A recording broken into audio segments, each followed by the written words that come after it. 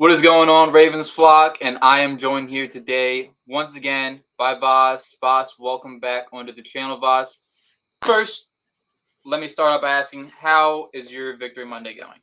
It's going really well. It's going really well. Crazy day of action yesterday. A lot of favorites lost, and the Ravens got back on the right side. Bounce back performance after that tough Miami loss. Yep, that was definitely a game that go down in history. That Miami game, a game that I don't want to remember personally. Hopefully, it just fades off into the distance because that was rough. But we bounced back 37-26 against the New England Patriots. So Voss, let's start off first here with the pass offense. Lamar Jackson, 4 passing touchdowns. Devin Duvernay, a receiving touchdown. Mark Andrews with 2, and then Josh Oliver with 1. Overall, Voss, how are you feeling about this pass offense after that game? I'm feeling pretty good. Let's first off give a tip of the hat to Devin Duvernay, a guy who I think in the offseason, a lot of us were skeptical whether he could take that next step. He really has, showing that field stretching ability previously and really the contested catches in the end zone. He's really developing into that wide receiver too that they're going to need for these shootout kind of games. But overall, I think the pass offense did pretty well. The Bateman fumble I thought was kind of a questionable play. It was bang bang. I wasn't quite positive that he got possession there, and he wasn't featured much in this game. Only 2 catches. But Andrews is the go-to guy, and we know Belichick's mo is to take away your first, your go-to guy, what you do best, and they still couldn't stop Andrews. That little shovel pass that Roman pulled out on the goal line to Andrews was great to see. It reminded me of some plays that Andy Reid has used Kelsey on previously. But that was something that we were talking about after last week. Short yardage. Overall, I mean, they're using a lot of tight ends. They're not really getting Demarcus Robinson and Tyler Wallace involved too much, but they haven't needed to because Lamar has been so efficient. I mean, 5 out of 5 in the red zone. It doesn't get any better than that. Yeah, definitely. I'm absolutely pumped by this pass offense. I think that the offensive line is blocking very well. Just to look at it, pressures allowed by the Ravens offensive line. So Falele allowed 3, and which led to 2 sacks, but that was in the first half, by the way. And then Justice Hill was charted with 2 pressures, but more focused on the offensive line here. Morgan Moses with 2, Zeitler with 2, and then Macari and Ben Powers were charted with 1. So this offensive line is playing well. It could be better. It could be worse. Obviously, you're on your third string, fourth round rookie left tackle. I mean, you can't really like be so picky about it. But he did play well in the second half. I don't think he allowed a single pressure in the second half. So um, besides the offensive line, you obviously hope that Street Clothes Stanley, as Garnett calls him, comes back very soon. He needs to come back. It's Von Miller's coming to town next week, but um, I think that when it comes down to it, you'd like to see Rashad Bateman get a little more targets come his way. Because when he's I think number 1 in the NFL right now in terms of yards per catch, like he's at 28.3. So when balls get in his hand, no pause, he makes good things happen. So I'd like to see him get a little more run. You got to be proud. Mark Andrews just doing Mark Andrews things. Uh, Devin Duvernay stepping up to the plate. 4 touchdowns or something like that, or 5 touchdowns in 3 games. So um, I'm pleased. I'm pleased with the passing offense. It's definitely surprised me um, that the issues of the past of like the spacing and stuff kind of haven't really been there this year, so to say. And after that first game, it seems like they've been getting up the line pretty easily and not being super late. So any last thoughts on the pass offense, spots? Yeah, to circle back on the um, just the offensive line, I think Morgan Moses we're realizing is not a Pro Bowl caliber right tackle. And I think maybe in the offseason, people are maybe a little bit too excited of what he was, but what he is a stabilizing force, which is when you have a guy like Lamar Jackson back there, you don't need, you know, elite bookend tackles. I do think Ronnie needs to come back now. And Harbaugh said he will. It's basically the ball's in Ronnie's court, and when Ronnie feels that he can play up to the best of his ability, regain his form, then he can. Then he'll come back. I think they need to kind of be a little bit more aggressive at this point. You are on your fourth string tackle, and I thought Falele played well considering he's not a left tackle, and he's a rookie, and he played well enough. But I think you need Ronnie back. And Linderbaum, I think, has taken some steps as far as adjusting to the size of the NFL game. He's shown a little bit better anchor than he did earlier in the season.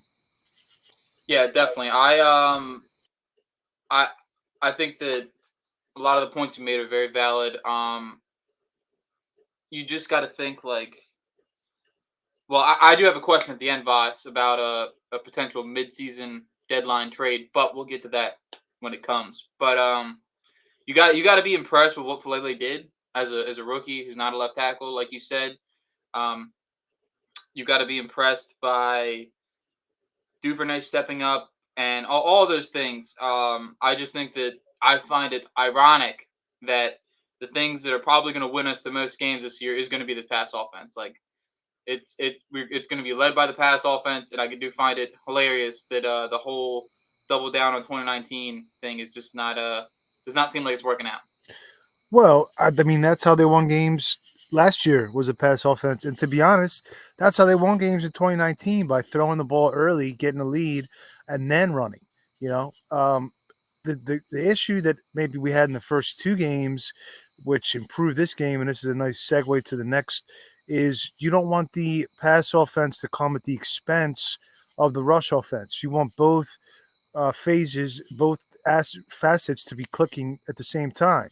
And yeah, when teams like Miami are stacking the box with 8 defenders to take away a run game, it does make it a little bit easier for your passing game to to to produce. When Bateman only has to make one man miss to take a slant 70 yards or whatever it was, that's different. So I'm not, I don't think the offense is completely solved. They need to have both horses in tandem pulling the chariot at the same time, because it's all a numbers game. If a team devotes extra bodies to stopping the run, they will stop the run. If they devote extra bodies to stopping the pass, they will stop the pass. The best offenses are versatile. It could take advantage of whatever situation. But I guess transitioning to the rush offense now, I thought this was the best game they've had this season so far. Justice Hill, 10 yards of carry. Um, it was good to see them start to regain their footing in that phase. Yeah, I like this. I like how they performed. I think J.K. had 3.3 yards of carry. Like you said, Justice Hill had 10 carries for 60 yards. Lamar with another 100-yard game. So um, the rush offense is fine. I really do think it's just fine. I'm not really worried about it. I think when all the healthy players come back in, Gus, Stanley, maybe even Macari coming back in, maybe Nick Boyle getting back in there, getting a little more run. Maybe a left guard swap with Ben Cleveland being the starter. I think that the rush offense will be just fine. Nothing. It's really nothing about it's worrying me. I'm very curious to see when I look at it what the splits were between gap and zone. But I will say that Tyler Linderbaum has been playing out of his mind in the rush offense, reaching out all the way out to three techs, just pulling, whatever you do. Um, Tyler Linderbaum has been playing very, very well and has surprised me even. And I did like him at the draft. I just didn't like him at 14. So yeah, rush offense is good. It's going to be fine. I think people were kind of panicking a little bit, if I do say so, those first couple weeks with us not being able to run the ball, and I just figured that it's going to come. I will say though, you would prefer to see the rush offense phase a little more towards the running backs and not so heavy on Lamar Jackson. But I guess that's what we got to do for now. Voss, any thoughts on that? Yeah, I agree with that. I think Lamar is you got to. play to his strengths. You don't want to take that part of his game away from him. It does seem like they've had less designed runs, and it's been more the scramble variety where he's really making defenses pay. I did find it a little bit ironic that after last week, a lot of people in the fan base, there was a lot of consternation about the rushing offense, and everyone was excited to have J.K. come back, and they thought that he was going to be, a cure-all, and it's, to me, the fact that this was Hill's breakout game, not J.K.'s, just goes to show you that it's a dependent position, dependent on blocking way more than the individual talent. But, J.K. is not 100%. He's still rounding back into form. It was good to see him catch a couple balls. I think he had about 20 yards receiving. So that's a nice little element. I think Roman so far has coordinated pretty damn good offensive game plans the first three games with some of the short yardage against Miami is the only, downside. Really good overall, just offense overall. Really good to see Duvernay breaking out. We still haven't seen him in that situation, that script that always concerns me when they are forced to chase points. I mean, they've been in these games. They haven't been trailing by 2 touchdowns. That's when the quality of your wide receiver 2, wide receiver 3, wide receiver 4 really get tested. So it remains to be seen. But I do think that Roman's doing a nice job utilizing Linderbaum's versatility, and they got some nice pieces, and the offense has been putting up points on the board, throughout the season so far. Definitely, yeah, definitely pleased with the offense. Definitely, I think it's going to be what we're going to be leaning on this year. Way. I thought at the beginning of the year, I thought, you know what, we're going to have this strong, stouted defense. Ball hawking secondary, fierce defensive line. Everyone's going to get after him, but it seems so far this year is that this offense is just going to have to keep putting up points game in and game out, and hopefully the defense will pick up as time goes on. So flipping to the defense, starting with the pass defense. So I think I I'm just it's very confusing on what's going on with the pass defense. We have like so much money invested. We have a 14 overall draft pick out there. And then we have, all the guys we drafted this year. Um, it's good to see those guys make plays. They're all making plays, and I think that that's great. But we're also letting up a little bit too much yards, in my opinion. I think Devontae Parker getting 150 yards is a little concerning. He's not that pedigree wide receiver. He's good, but he's not alpha 150 yard type player. So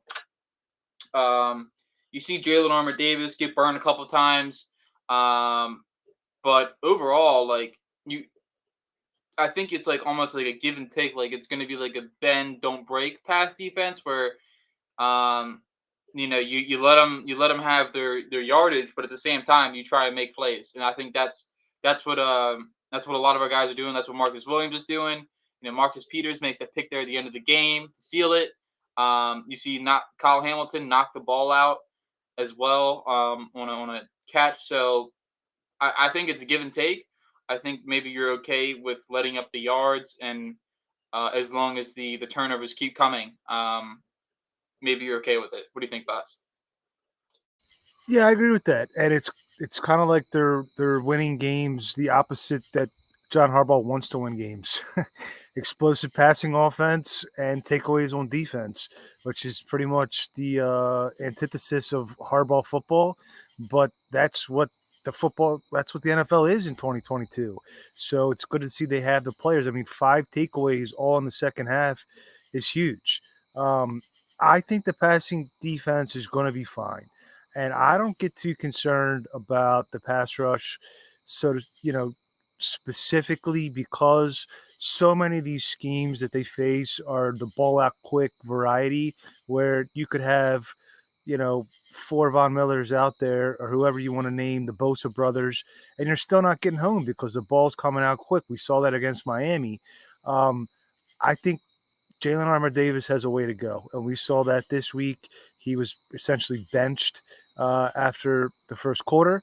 Um, Brandon Stevens coming back from injury, Marcus Peters coming back from injury, Marlon Humphrey coming back from injury. Those are your 3 corners.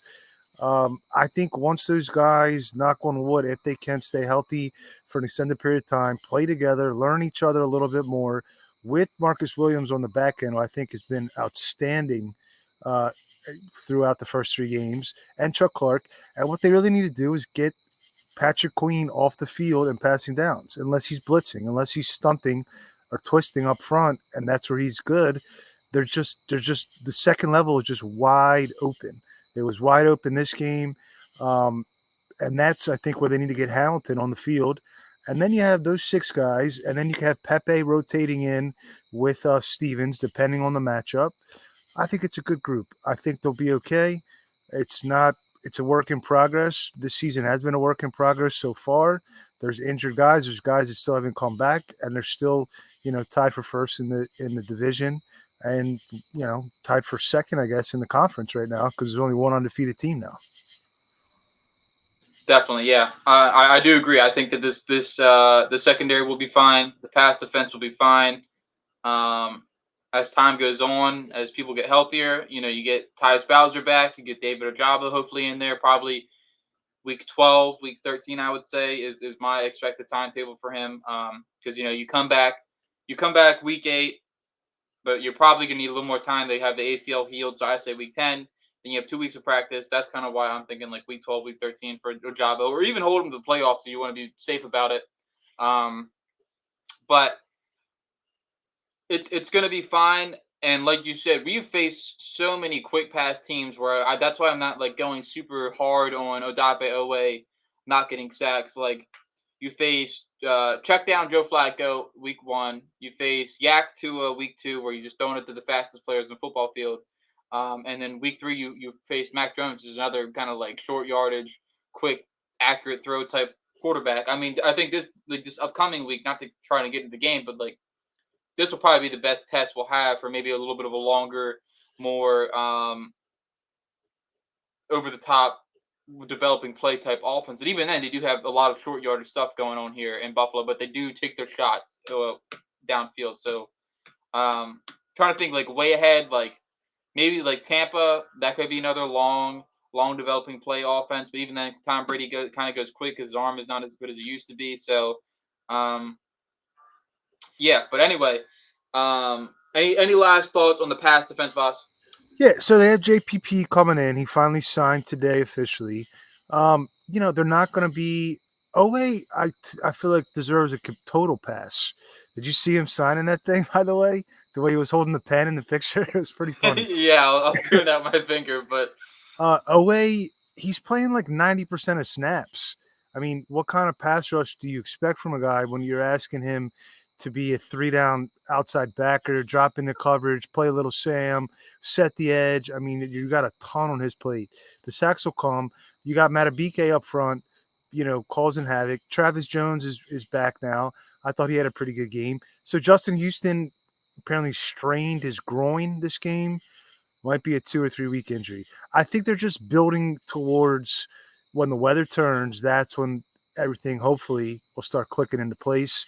And in the meantime, you just try to stack up wins. Maybe they're not pretty, but they're still wins. So I think the pass defense is going to be fine. The one thing with McDonald, I don't think it's been some crazy difference from Wink. It's been pretty damn similar. And I almost feel like sometimes they try to do too much deception where they have the safety creeping, and then he has to get back to level 3 and some of this other stuff. At some point, you just got to say we have damn good players. We don't need to be so creative and try to trick and confuse this guy, and just put them where they need to be so that they're not confusing themselves with some of these young guys, especially. yeah, the Mike McDonald whole stuff. I really did think that we would have gotten more of the, like you said, let these guys get after it type and put the guys in position to succeed. But you know, um, he does seem like a Wink Jr., as some people call him.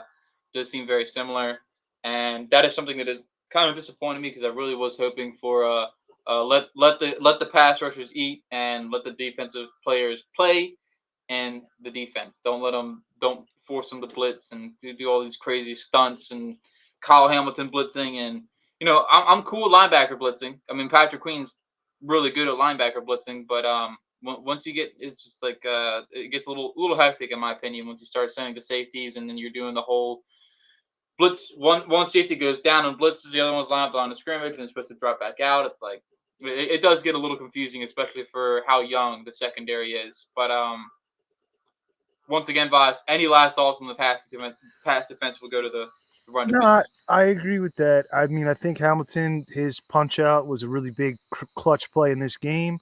He didn't play very much. He only played like 15 snaps or so, which was less than he had the 2 week prior. But I really do think I think it's just hardball. He wants to be a blitzing team. I mean, that's just going back to Rex Ryan and um, Spagnolo and then even Pease was blitzing a lot. To me, it's just about putting the right personnel on the field, and to me, that's more dime. We need to see more dime, and that'll really solve the problems at the second level coverage. Definitely agree there. It definitely is a hardball thing to blitz like there's no tomorrow. But flipping to the run defense,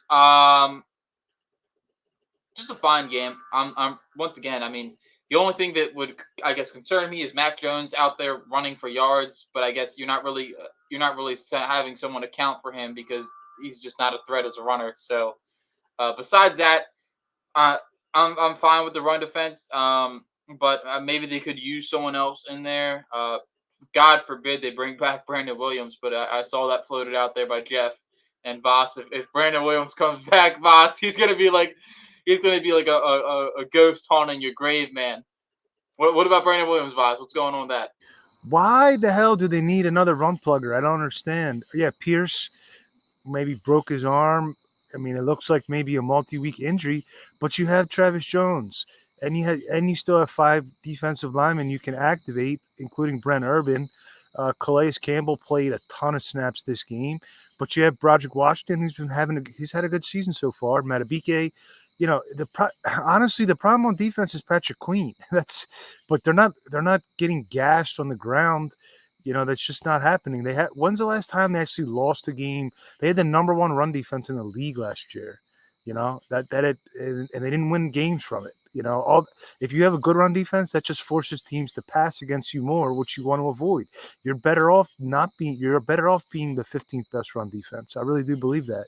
So, you know, I just I don't understand this obsession with run defense in Baltimore. I know they won the Super Bowl in 2000 with a great run defense, but I've said this fact. I'll say it again: the two best teams in since that 2000 team were 2012 and 2019, and those are the two worst run defenses since Brian Billick took over from Ted Marchibroda.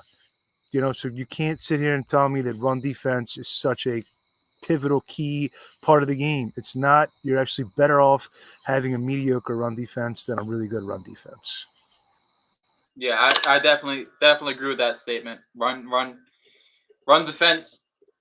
I don't think it matters a whole bunch. I do think that, like you said, you would rather entice a team to run the football and let them blow the clock and just keep taking offensive explosive plays. So um, we'll see if they do anything with the run defense because apparently it does seem like a concern to them. I don't. It's not a concern to me, but it seems like a concern to them. So maybe they add somebody. Um, Voss, where is the parade when Brandon Williams comes back to Baltimore? I hope he's paying for the parade since I haven't looked this up, but I'm 95% sure no player in Ravens team history has made more money per playoff victory than Brandon Williams. And I don't think it's a coincidence. Oh man, gosh. Hey, anyway, boss, I got one last thing before we get out of here. Boss, you are in Air DeCosta's shoes. You are sitting there week 8 at the trade deadline. Between these three positions, cornerback, edge rusher, or wide receiver, which one are you making a move for and why? Wide receiver, clearly, easily wide receiver for me. We've already been over the fact that edge rushers can be schemed out of the game. We saw it with Ngakwe a few years back. Um, Corner, I mean, I think corners are very valuable, but I do think that when they're all healthy, they get the best cornerback group in the league still. Um, and it's not like, you know, legit corners are just available for trade. You have our Darius Washington and Kevon Seymour on the P squad that can be called up if you need. To me, it's wide receiver, and it's going back to that fact we still haven't seen them in a negative game script where the other team knows they're going to pass, and the other team, positions their safeties to stop the pass. That's what has been the Ravens' downfall in the playoffs year after year since Lamar took over, and as much as well as Duvernay is playing, I would much rather have that insurance policy there. We saw at the Miami game, their wide receivers who can put points on the board in a hurry make up for a lot of other issues. They really do. So that to me would be the cherry on top of the sundae that can propel this team to the Super Bowl is wide receiver.